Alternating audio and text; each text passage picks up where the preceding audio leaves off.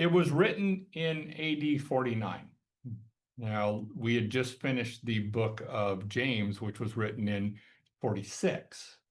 And James was one of the earlier books. And now, between the book of James and now here with the book of Galatians, we've had the Acts 15 council where they've dealt with these Gentiles who have come to believe in the resurrected Christ and whether or not they should actually go under the Mosaic law.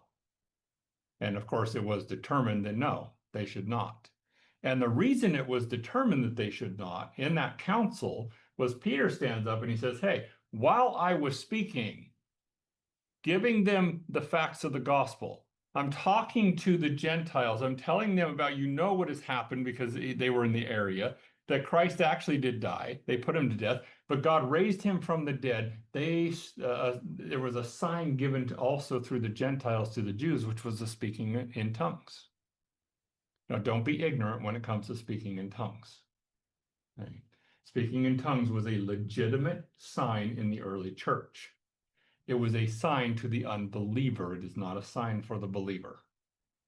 So ignorance involves bringing in speaking in tongues as though it's some special language and gives you some benefit or some better connection to God.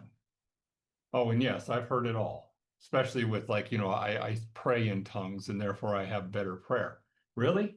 Because God says he wants us to actually have a rational relationship with him. If I can't understand what I'm saying, how can I be rational about it? Not to mention, speaking in tongues, according to Scripture, is a legitimate dialect of the region. And why? Why is that significant? Well, we have these incredible little apps on our phone. And if you're actually speaking in tongues, you could speak in an actual spiritual gift. You could speak into that and it would translate it for you. Oh, but of course, you won't hear anybody trying to do that with speaking in tongues. No, because they manipulate this kind of stuff.